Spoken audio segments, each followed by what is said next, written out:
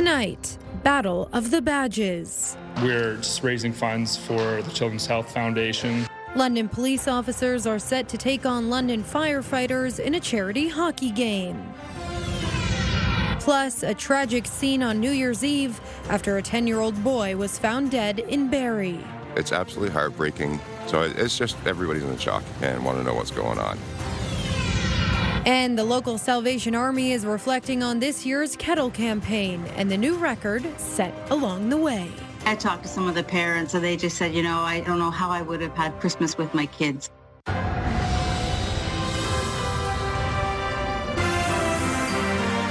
CTV News with Lauren Stallone. Good evening. Thank you for joining us. The chief of Chippewas of the Thames First Nation is advocating for stronger economic ties with neighboring communities, including the potential of acquiring new land within the City of London. CTV's Daryl Newcomb reports. The chief and I have been having discussions about partnerships on housing, on economic development. Earlier this month, London Mayor Josh Morgan told council about recent talks with Chief Joe Muskokeman of Chippewa, the Thames First Nation. Chief Muskokeman tells CTV News the time has come to think regionally. Far too often we've been at a position of competition and confrontation. That day is over. As far as I'm concerned, we need to put the past behind. We need now to look to the future on what is the best development for all of our people. Chief Muskokeman's regional vision for economic development includes leveraging the ability to expand First Nations, even within the City of London. For over 15 years, we have a land claim settlement that enables us to purchase land and develop land anywhere within southwestern Ontario, including within the city boundaries, that would become Chippewa, the Thames First Nation land.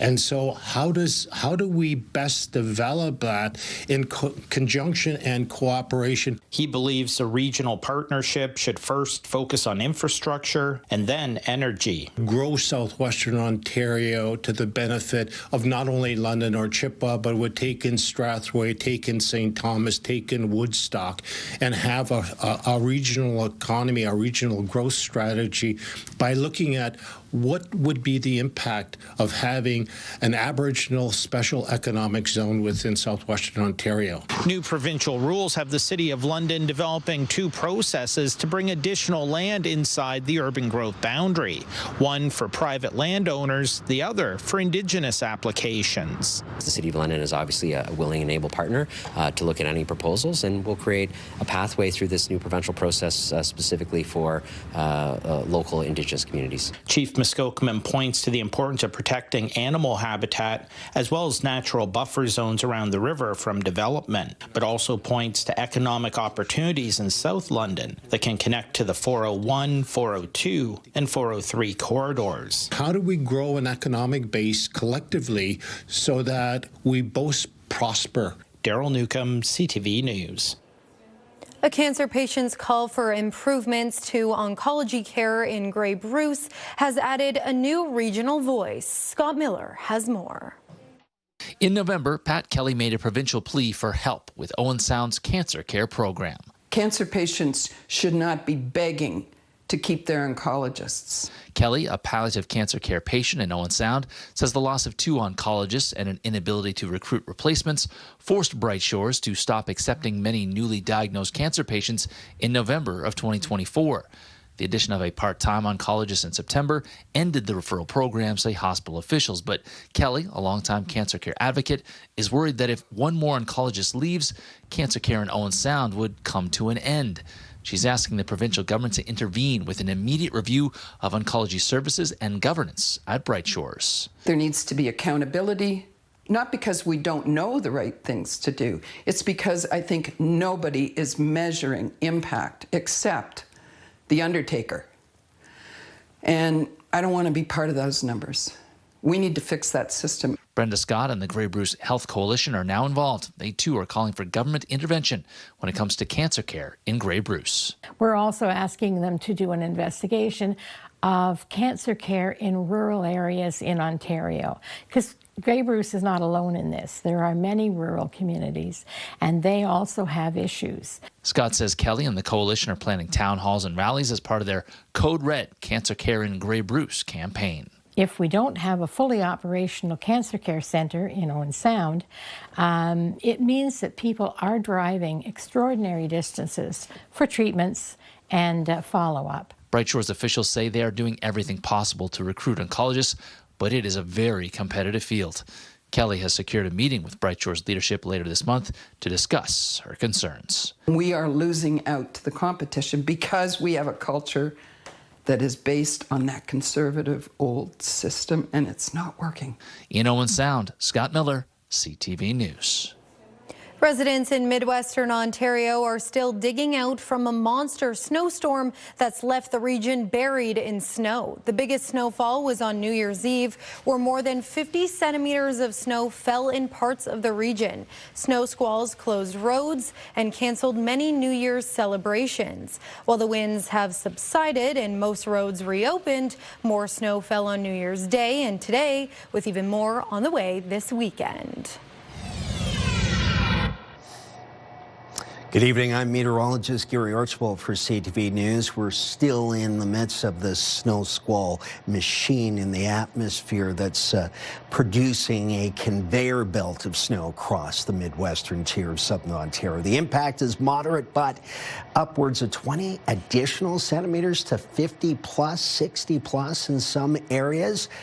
Road closure is still a possibility through to tomorrow morning. And of course, we're looking at an additional 5 to 10, maybe 5 to 20 centimeters. Again, in a widespread area. Much of Southern Ontario cold enough to see it continue in terms of the snow. It's about the pattern and direction of those winds. They're out of the west, so now the trajectory is taking winds elsewhere. And that means some areas are going to get hit and some will get a brief break. Cold tonight and cold into the weekend. I'll break down what you need to know just ahead. Lauren? One person has been arrested after a fatal shooting on Walpole Island First Nation near Wallaceburg.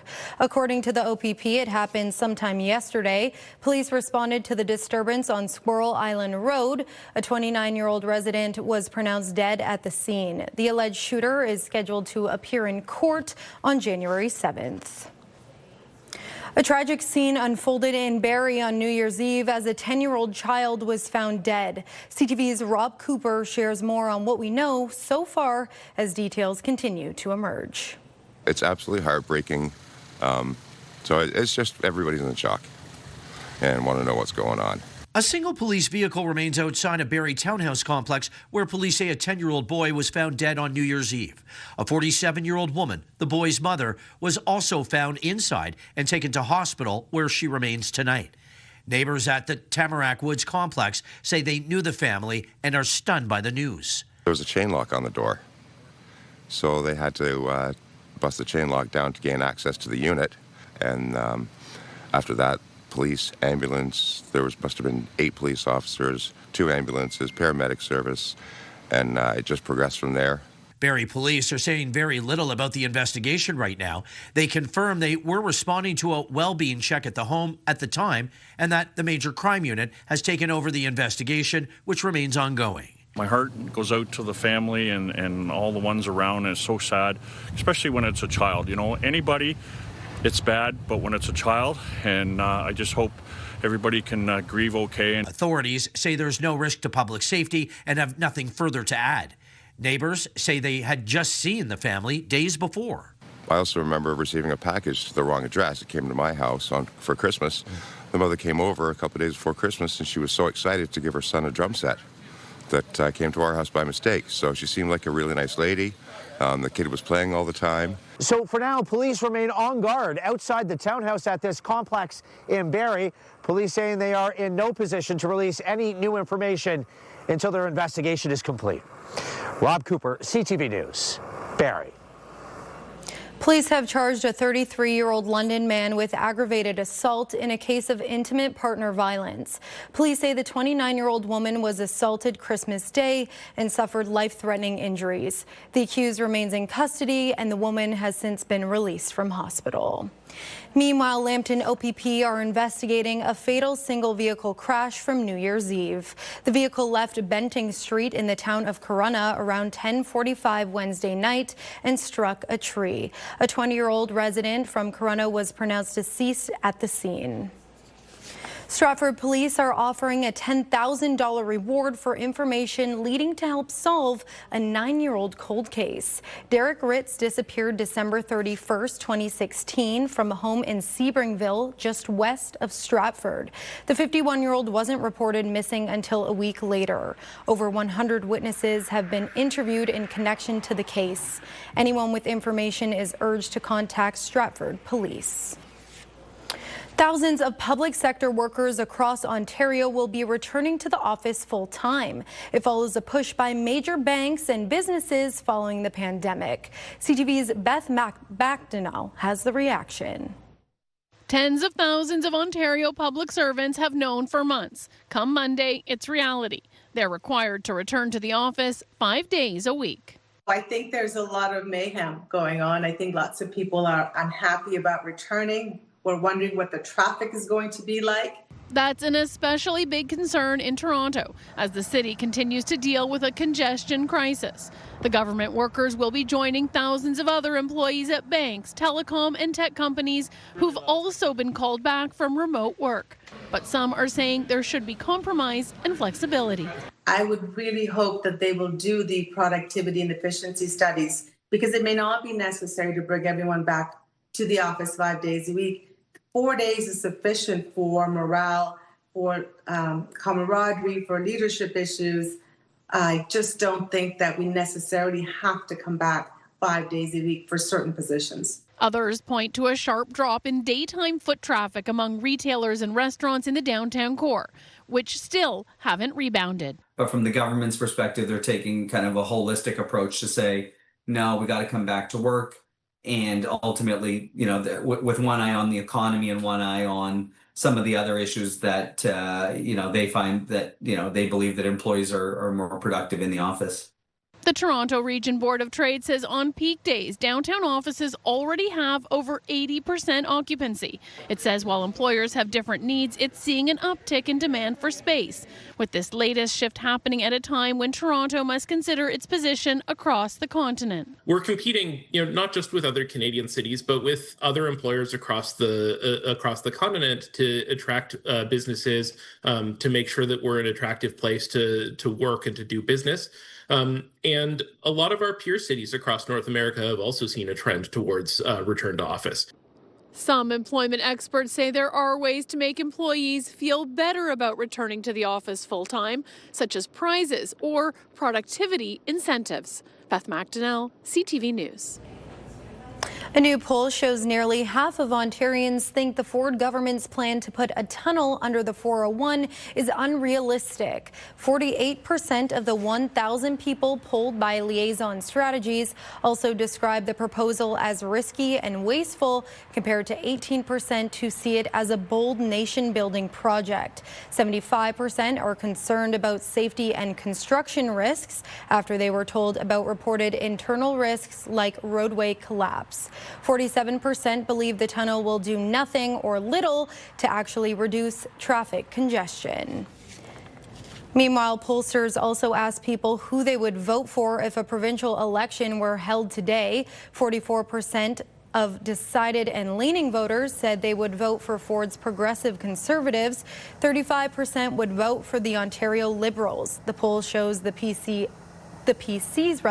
leading in Eastern Ontario and Southwestern Ontario, while the Liberals are ahead in the 416, 905, and the North.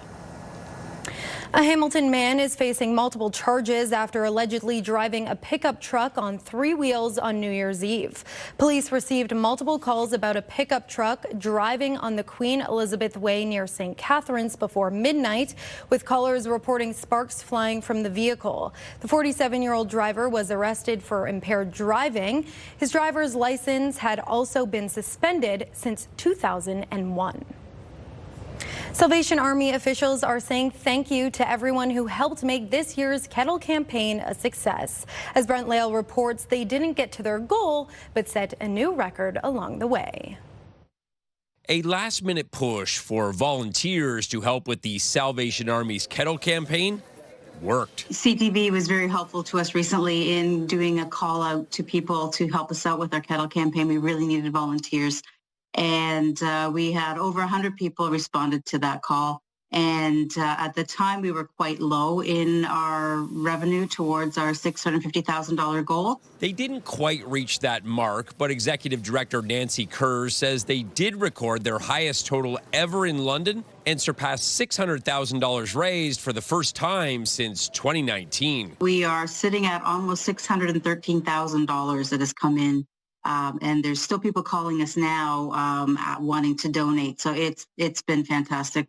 This year's campaign brought in 4,000 toys, which allowed them to support 3,000 households, and approximately 5,200 children received toys through the campaign. I talked to some of the parents, and they just said, you know, without this, I maybe would have had to go without meals myself, or I don't know how I would have had Christmas with my kids. In total, about 1,350 people volunteered and others signed up who will be on the list to help in 2026. That effort helped boost their financial total. It offsets the cost of the Christmas assistance program, which we just had. A significant portion of the money does go to that, but the rest of it goes to helping us help individuals throughout the year. For example, today even I'm helping a senior couple who are having a crisis. Just bought them some groceries and having it sent to them. It's little things like that that make their day. Kerr says the rest of the money goes towards other events like community dinners throughout the year, school lunches, and children's programs. Brent Lale, CTV News. London welcomed the first baby of the new year yesterday. Meet Bryson Carlson, who was born at LHSC at 1:28 yesterday morning, weighing in at 7 pounds and 1 ounce. His proud parents are mother Brooklyn Lemieux and father Michael Carlson.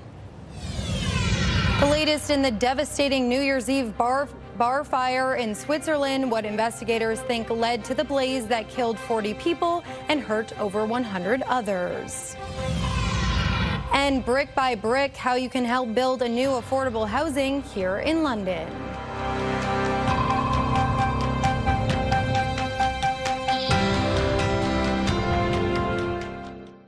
Download the CTV News app and stay on top of local stories as they unfold. We begin tonight with Ontario's latest. Customize your feed and watch live wherever you are. ctvlondon.ca, your home for news. Canada is on track to accept fewer new residents, international students, and temporary workers in 2026. It's part of the federal government's efforts to reduce immigration levels. CTV's Rachel Aiello has the numbers. For many wanting to call Canada home, the latest immigration levels plan has injected uncertainty into the year ahead. For example, the federal government is cutting the number of international students it'll accept this year in half. A reduction this PhD candidate, who came to Canada from Iran in 2021 to do cancer research, says while necessary, has left many prospective students in limbo. They don't feel welcome here. They were invited to come here. They were accepted to come here. And now they're just caught in this perfect storm. Canada will also be accepting fewer temporary workers this year. They're more focused on labor shortages now. Overall, the government plans to admit 380,000 permanent residents in 2026, down from the target of 395,000 admissions in 2025. There's always winners and losers. The winners are going to be the Canadians, particularly the young Canadians, looking for that entry-level job that has been occupied by a foreign national. The losers are going to be the foreign nationals who came here with false promises of permanent residence. While it may be shaping up to be a challenging year for the thousands with temporary status who can't stay, Canada is offering express entry for prospective newcomers who speak French or have skills in key sectors, such as trades, agriculture, engineering, education, and healthcare. Instead of a broad, open arms approach to immigration, it's more selective now. It's more focused on ensuring that the economy can absorb their permanent residents and the workers coming in. Linked to the shift towards prioritizing economic immigrants is a plan to spend more than $1 billion on a new international talent attraction strategy to incentivize leading researchers and innovators to come to Canada. Rachel Aiello, CTV News, Ottawa. Investigators in Switzerland believe flares on champagne bottles started the deadly fire in a bar at a popular ski resort. Officials today confirming that 40 people died and 119 were injured. Flames broke out early Thursday morning during a New Year's Eve celebration. Witnesses described a chaotic scene as people frantically tried to escape. Officials say the fire likely caused a flashover, releasing combustible gases. Most of the injured have now been identified. Amongst the injured, formally identified, most are Swiss.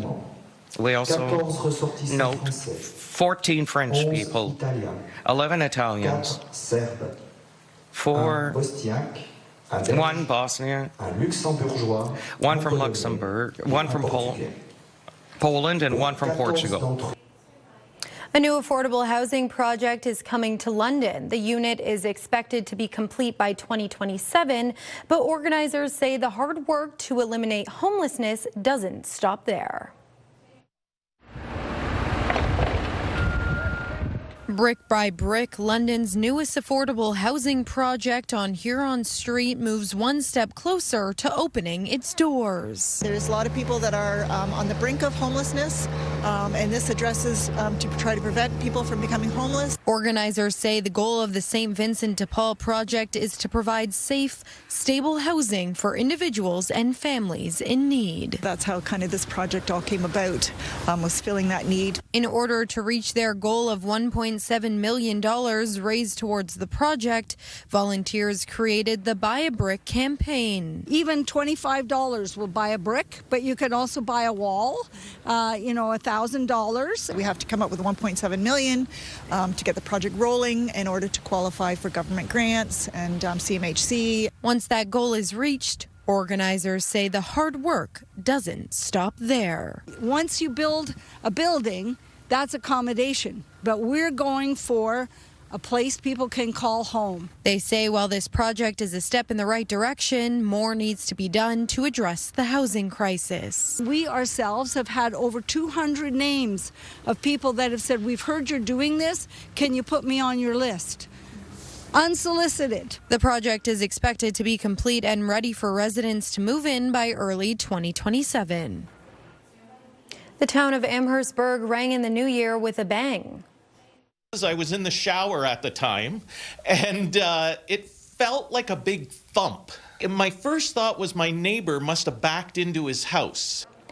The town's deputy mayor, Chris Gibbs, soon found out his neighbor wasn't the cause, but instead Mother Nature.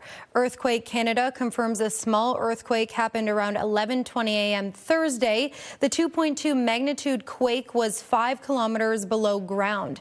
No damage or injuries were reported.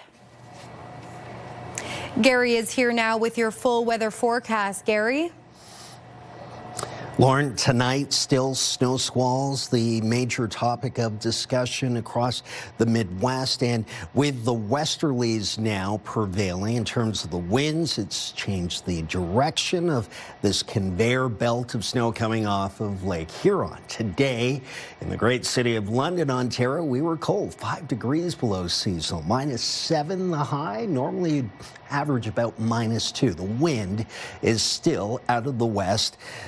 persistent across much of the lower Great Lakes region. And we're still in some of that snow squall activity through to at least 3 or 4 a.m. Some models projecting even longer than that. It's cold out there, no doubt. We've gotten into a bit of a break from the heaviest bands in and around the 4-1 corridor between Chatham-Kent, London, Kitchener-Waterloo, but -8 at the airport in London feels a lot colder, closer to about -14. The wind chill values will be in that -15 to -22 range across much of southern Ontario tomorrow morning, the first weekend of 2026. You can see some of the streamers coming off of Lake Huron, closer to the shoreline, the eastern flank of Lake Huron, the heavier the bands of snow. And that lake enhancement will be, again, a big part of the story as the next short wave disturbance rides the jet stream into southern Ontario Saturday evening into Sunday, potentially morning, midday. So an additional 5 to 10 centimeters, and this will be a separate system altogether. Just the pathway is similar to what we've been experiencing over the last 3 to 5 days.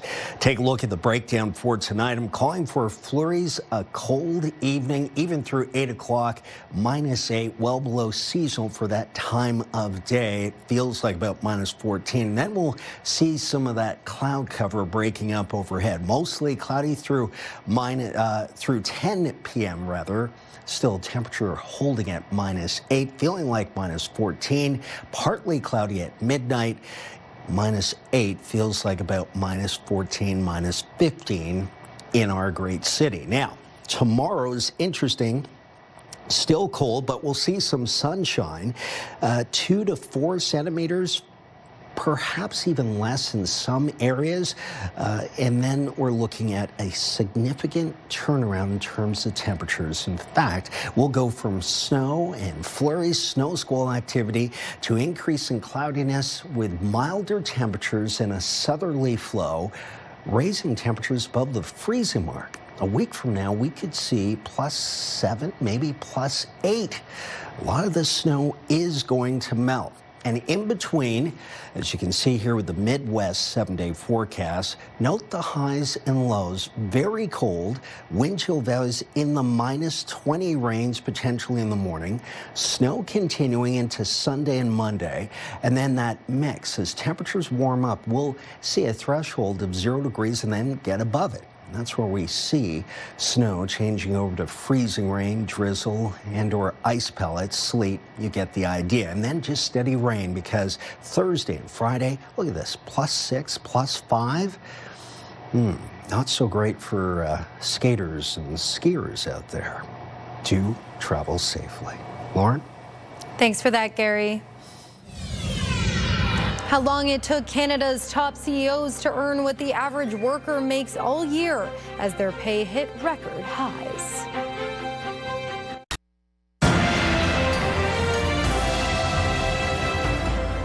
It's a new snapshot of how much money Canada's highest paid CEOs are making. It highlights the growing gap between executives and the average worker. CTV's Camille Carmali reports.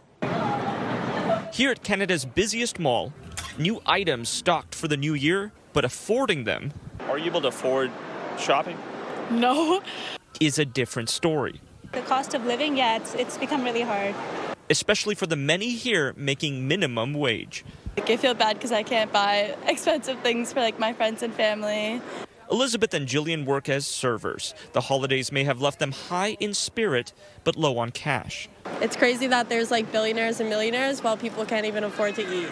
Now, a new report shows Canada's top CEOs make in the first day and a half of the new year what the average worker makes in an entire year. Yeah, CEOs have always been paid more than the average worker, but it's the gap that has really grown substantially. The average Canadian worker made just over $65,000 in 2024. Compare that to the average pay for Canada's top 100 CEOs at more than $16 million, which is a new record. That's 248 times the salary of the average Canadian. And that pay gap has been climbing for years. CEOs were paid 50 times more than the average Canadian worker in the 1980s. That increased to about 100 times in the 90s and to 150 in the 2000s, now hitting a new high. When companies do well, the CEO sees huge expansion in their bonuses, and companies have been doing very well since the pandemic. The head of Shopify topping the list with a new record at over $200 million, more than doubling the second highest paid CEO in Canada. It's easier for CEOs to raise their own pay and not affect the profitability of the company than it is to raise worker pay, which has a much bigger impact on the profitability. The report suggests implementing a millionaire's or wealth tax. The report also confirming what many have already reported, the cost of goods and services like groceries in Canada increasing at a much faster rate than workers' wages. Kamal Koramali, CTV News, Toronto. Pacifiers are essential in helping keep babies calm, although experts say there are some types on the market you shouldn't buy. Pat Foran explains. Pacifiers are a staple for new parents, soothing babies through tears, sleep, and even doctor visits. They can also help reduce the risk of sudden infant death syndrome, or SIDS, according to the American Academy of Pediatrics. But how safe are they? Since 2014, the Consumer Product Safety Commission received 178 reports involving pacifiers, including one death and cases of choking, biting off pieces, and getting fingers stuck in small holes.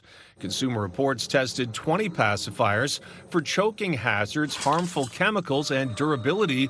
Most performed well, but a few raised red flags for risky attachments or confusing labels. Unsafe pacifiers do make it into the marketplace. Testers found questionable pacifiers online, from glittery, blinged-out models with rhinestones, which could be a potential safety risk, to second-hand or vintage ones that don't meet safety standards. That's why it gets tricky when shopping online, especially through third-party sellers. Some of those products may not have gone through proper safety testing. When shopping on sites like Amazon, Walmart, or Temu that allow third-party sellers, it's recommended to go with trusted brands and to check that listings confirm safety testing. But it's not just an issue online. Researchers found a pacifier at a local store missing the required safety warning. A reminder to be careful whenever you shop for baby products. Pat Foran, CTV News. Gains in the energy sector helped the TSX start 2026 in positive territory. It rose 170 points. On Wall Street, the Dow was up 319 and the Nasdaq slipped 6. The dollar dropped 0.16 of a cent. Gold fell $11.50 an ounce and oil lost a dime. Coming up, London police and fire get ready to face off at Canada Life Place, all for a great cause. Prime Minister Mark Carney will head to Paris next week for a meeting with his fellow leaders of the Coalition of the Willing in efforts to secure a peace deal for Ukraine. Carney will be in France on Monday and Tuesday. The goal is to push toward a lasting negotiated peace with strong security guarantees for Ukraine. According to the Prime Minister's office, Canada is working towards strengthening Ukraine's defense, the return of unlawfully deported Ukrainian children, and the deterrence of Russian aggression. As allies work towards peace, the deadly violence continues. At least 15 people were injured when 2 Russian missiles struck a building in Kharkiv. The city's mayor says there were no military objects in the area. The U.S. Justice Department says it prevented an alleged plan by a man in North Carolina to carry out an ISIS-inspired attack with knives and hammers on New Year's Eve. The man was charged with attempting to provide material support to a foreign terrorist organization. FBI agents searching the man's home found a handwritten document called New Year's Attack 2026, which they say discussed plans to stab up to 20 victims and attack responding officers.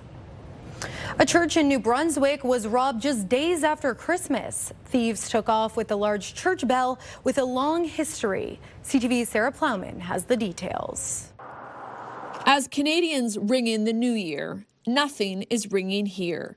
A church bell that holds 200 years of history is gone, stolen days after Christmas. It's a sad situation. Who in the world would want to take a church bell? Nearby security cameras captured a black truck around 2 a.m. Monday, but didn't pick up a license plate. This is the actual evidence of the cutting. The former minister at St. Peter's Anglican Church estimates the mostly brass bell weighs between 300 and 400 pounds. Thieves left a trail of damage to floodlights, a signpost, and shrubs. Didn't care about destroying things to get to the bell. It's believed the bell was made in England in 1820 for the original Christ Church across town. But when that church was torn down and replaced, the bell came here. And so it's part of our collective heritage and culture. And, certainly it's not something we just want to see tossed away or melted down. The church is also significant, built in the 1830s by the local black community. Whites and blacks worshipped here together at a time when segregation was the norm. This church has been up and open continuously, and that makes it the oldest church of any denomination in continuous use in the greater Fredericton area. Police are investigating. The latest from Fredericton's police is that the bell hasn't been found, and they're asking for tips from the public. What's your message to the thieves? I would like to see them return the bell. A plea from the parish to return a link to their past as a new year begins. Sarah Plowman, CTV News, Fredericton. An Ottawa man has turned a DIY project into a multi-million-dollar business. He's given sports families a new way to cheer on their kids thanks to his Loud Cup. CTV's Sean Varden explains. That is a Loud Cup. So we launched in 2021, and last July, I think we hit 1 million Loud Cups sold. And it started during the COVID lockdown, an idea to entertain kids. Just a few pieces of pipe and a bicycle inner tube. It was actually quite effective, and the way that it was sitting on my desk, it looked like a cup with a handle on it. And then for whatever reason, my mind starts wandering. And, I thought, well, that'd be a pretty awesome mashup, a cup that sounds like a horn. That idea transformed into a local success story, now worth millions. So eventually, during COVID, I had a little eureka moment and decided to try and 3D print it, and it just snowballed from there. Prototype after prototype. After dozens of prototypes and countless hours, success. And I can sip and cheer at the same time. The moms just love it. I mean, not only does it allow us to bring a drink in the arena of water, of course, and but we don't need a bell anymore. We just use the Loud Cup. We can sip and we can blow the horn and then cheer our kids. Conahan's business growing, the Ottawa startup not forgetting to give back, sponsoring local golf pros, rowing and hockey. Called Jay and I said, hey Jay, the team's looking for sponsorship, and Jay said, yeah, no problem. The Stittsville Rams receiving funds and their own Loud Cups. We bring it loud and proud, and yeah, we love it. Obviously we're a business, and we're here to make money, but if we can support youth, if we can support families, we're all in. So far, Loud Cups are only available online. Conahan says with 6 employees, it's a lot of work, and he's looking to partner to take the business to the next level. It's been an absolute exhausting but wild ride for sure. Sean Varden, CTV News.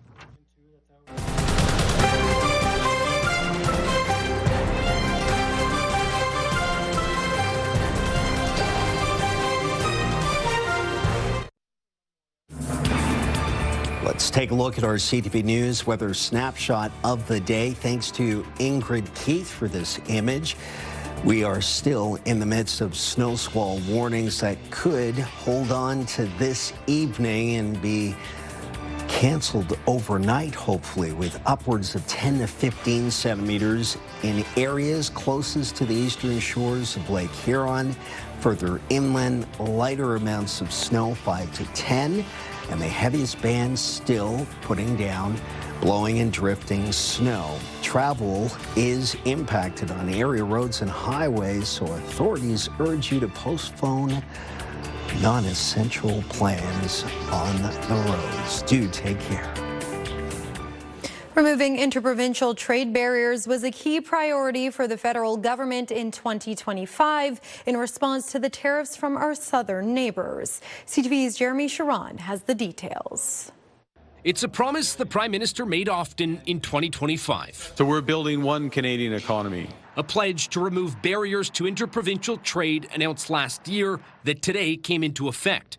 Bill C-5, the Free Trade and Labour Mobility in Canada Act, now means provincial requirements for goods and services and workers' licenses will be recognized federally too. I think symbolically, it's a really good way to start off the year. Actual impact, I think it's really more the provinces than the feds that we're looking for action from. A separate mutual recognition agreement signed by all provinces and the feds is set to be implemented by June. It will further impact interprovincial trade, but still, experts say some key goods are excluded and still face challenges. Alcohol, right? Beer, wine, spirits is one example, right, that we hear a lot about. And so there are still ongoing conversations at the provincial level to make it easier to move those goods across borders. While 2025 saw governments across the board push to trade more within the country, several bilateral agreements were signed between provinces. Experts say 2026 needs to be about follow-through. There needs to be tangible action on the ground this year, and it needs to come quickly because the Kuzma threat is hanging over all of us. On the international front, the stakes couldn't be higher. Canada's free trade agreement with the U.S. and Mexico is up for review this year, only putting more pressure on bolstering the domestic economy. I think it's fundamental to our ability to respond to the threat from the United States, from the tariffs, which probably aren't going to go away soon, even though we have the possibility of a review of the CUSMA. Formal talks are set to get underway in the coming weeks ahead of a July deadline, when a decision will have to be made whether to extend the agreement as is, negotiate a new one, or either country could choose to walk away. Jeremy Cheryl, CTV News, Ottawa. U.S. President Donald Trump is delaying an increase of tariffs on furniture, citing ongoing trade talks. Trump signed a proclamation hours before the end of 2025, postponing the tariff hike, which was originally due to take effect on New Year's Day. In September, Trump ordered new 25% tariffs. Those took effect in October, with rates slated to rise to 50 and 30% this year. The new year marks a time when many reflect and refocus on goals, often in the form of making resolutions. As Karis Mapp reports, scientists are encouraging people to prioritize mental and physical health. It's that time of year. My resolutions are to read more books, to learn how to ride a bike, to learn how to swim, and practice skating. People of all ages committing to resolutions for 2026. Or not. No, not really. I mean, I'm just kind of living day by day and kind of hoping for the best. But with a fresh start to the year, many people are prioritizing good habits. I should eat healthy because I'm getting old. I want to live longer because of my grandson. A fun New Year's tradition, but scientists specializing in brain functions say they can have many long-term benefits. People commit to exercising more, to eating in a healthier way, to cutting down on smoking or drinking. And all of these things are risk factors for dementia. So anything we can do to help improve our health will help reduce our risk of developing dementia. January is Alzheimer's Awareness Month. The progressive brain disorder slowly destroys memory and often leads to dementia. Alzheimer's is the most common disease that causes dementia. But for all of them, lifestyle matters to a huge extent. Genetics has a lesser role in our chance of developing dementia than lifestyle does. Experts say the number of people developing dementia is still on the rise, mostly because the cohorts of baby boomers are approaching the average onset age of 72. The numbers of dementia are going to triple between now and 2050. However, the incidence of dementia, which is the likelihood that any one person will get it, is actually on the decline. While the new year often kickstarts the initiative, some say a ball drop isn't needed to take the first step. I think if you're going to just work out and get better for yourself, I think you're going to do it no matter what. Meaning it's never too early to focus on cognitive maintenance. Eat better, holistically rather than a specific goal. Dr. Nicole Anderson said, along with eating right and exercising, being social is just as important. We know that the cognitive engagement and the social connections that comes from being socially connected are so important for reducing dementia risk. Karis Mapp, CTV News, Kitchener. It's a battle of the badges tomorrow at Canada Life Place when London police officers take on London firefighters in a charity hockey game. Brent Lale reports. It's an on-ice battle of the first responders. This is our second annual Heroes on Ice hockey game between London Police and London Fire Department. We're just raising funds for the Children's Health Foundation. Last year, the game was decided in a shootout, with police winning 5-4. The firefighters kept it close, despite the police squad having a number of ex-pros, including former London Knights Ryan Martinelli and AJ Perry. We got a couple guys here that play for the Knights, which is kind of cool, and some guys that played some college hockey, but yeah, we don't really play too much anymore, so it's we're getting old, and we're just happy to get out there. Our roster's pretty stacked, from guys who have played in the OHL to a lot of university and college players. So we got a pretty good team. We're pretty fast, and we're just excited to get back out and try and win again. However, the London Fire team is no slouch with 400 members to select from. They have a few ex-junior players and also the former captain of the Ohio State Buckeyes. We just tried to pick some of our better players and then try to get everyone available for the game, shift trades and everything, and then a couple skates together beforehand. We do a couple tournaments a year too, and just try to be as competitive as possible. Tickets for tomorrow afternoon's Heroes on Ice game are just $10 and are available at Ticketmaster. And no pun intended, there's definitely a competitive fire in both of us, but as police, we're looking to kind of put out fire and win again. Brent Lale, CTV News. A video of a 63-year-old Jamaican woman experiencing snow for the first time is going viral.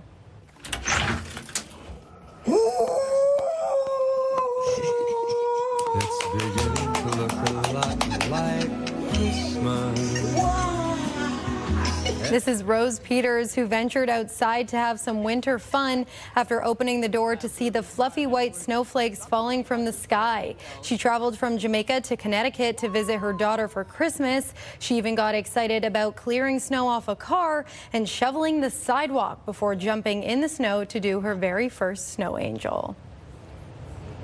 That's our time tonight. For your latest local updates, you can always head to our website. We'll see you next time. Have a great night.